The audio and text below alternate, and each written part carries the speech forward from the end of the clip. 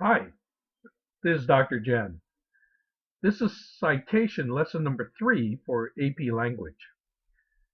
In lesson 3, we will be learning to cite sources in another author-date style, but this time it is the Chicago author-date citation style. I call it Chicago 2 because there is also a Chicago 1 which we'll be learning in the next lesson.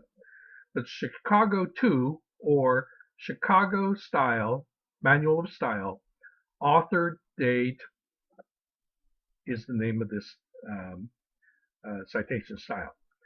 It is an author date style, and the previous style that we talked about was APA, which is also author date. So there are just basically minimal differences between the two styles, but I prefer uh, Chicago author date over APA, and I'll tell you why in a few moments. But let's look at our familiar text.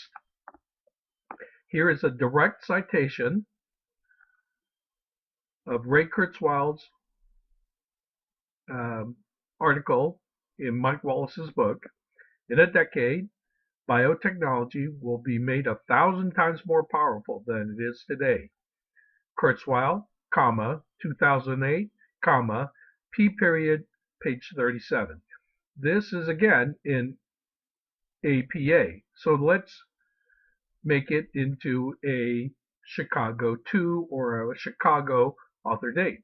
Simply stated, there is no comma between the author and the year. There is a comma right after the date, and there's no more P period. So simply, you have Kurzweil, 2008, page 37. This is improper Chicago 2 or Chicago author date style. And again, the second sentence following is an indirect citation. Kurzweil goes on to state that beginning at about 2025, human beings will be adding a year to their life expectancy for every year that they live. This he calls the tipping point of human existence. 2008, page 36. Again, this is in APA format, and we will change it to Chicago 2. It would be incorrect to put Kurzweil's name in front of the year. Why? Because Kurzweil is mentioned here in the sentence. So we don't have to put the name of the author here. We leave the comma after the year. We remove the P period, and now it is in proper Chicago format. 2008, 36. Here, Kurzweil, 2008. There are no commas here, so we leave that alone. And all we have to do is simply take out the P period, and now this is in proper Chicago author date formatting. Here's the author's name. Here's the year published, 2008. It's found on page 36. Because this is a separated citation like that, 2008 from 36, we have no commas. Again, you could rearrange it so that you wouldn't even have the 2008 in parentheses if you put in 2008 Kurzweil's use of Moore's law, etc., etc. So there are many variations possible with a 3-element in-text citation, such as Chicago 2 and also APA. So I do like Chicago 2. And it is still references. Now, You can call it references or you can call it reference list. They're both the same. Usually instructors don't care if you say reference or references or reference list. Okay, so Ray Kurzweil.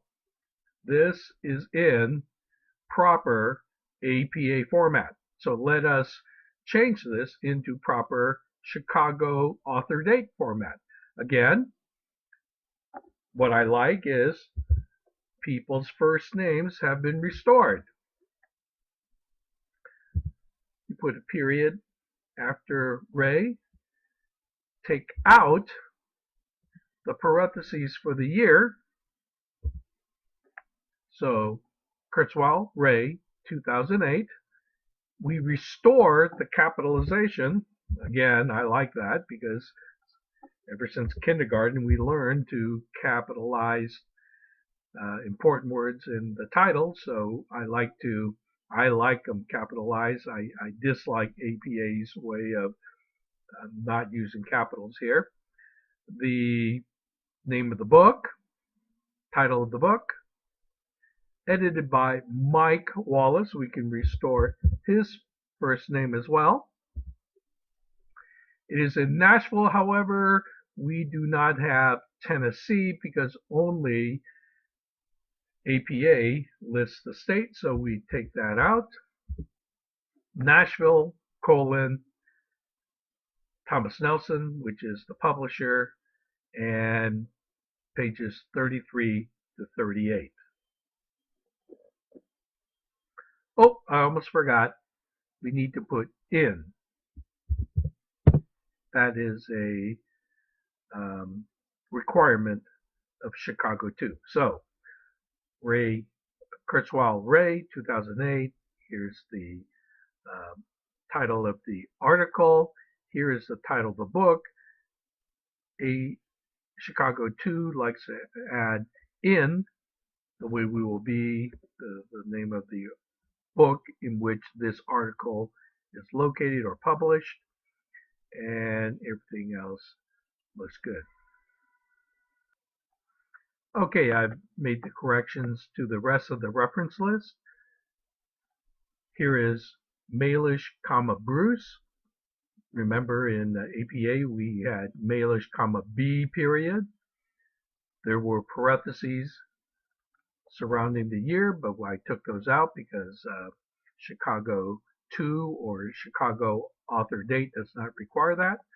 I restored the capitalization of the subsequent words, art of reviewing, the name of the journal, the American Historical Association, the Professional Society for All Historians, Perspective Online, volume 39, issue number 2. And here is something that's different. In MLA, we had a retrieval. It says retrieve from, and in Chicago 2 or author date, instead of the word retrieve, we have accessed, and then the date you the date you accessed it. I'm sorry. The date you accessed it is July 31st. You don't have to put the year. It assumes the same year in which your date for your paper. So access, and then the date, but not the year that you accessed it. And then here is the URL following. So access July 31st, and this is the access information or the URL following the access date. Here is Everett Rogers' book. Again, I restored his first name. His middle initial can remain a middle initial. I took out the parentheses around 2003. I restored the capitalization of the word I, the capital I in innovations. New York, New York, I took out the state and left the city, New York, Free Press.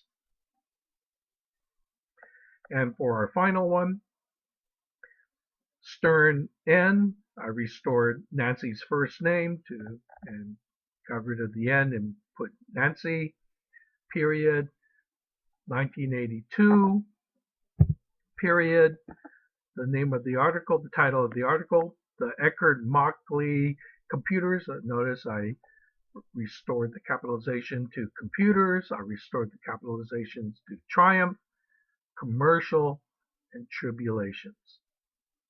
Here's the name of the title of the print journal, Technology and Culture, the International Quarterly for the Society of the History of Technology, issue, volume 23, issue 4, found on pages 569 to 582. Okay, that does it for the Chicago author date style. Please compare it to the APA and you'll see the similarities and the differences. Okay, we'll see you next time.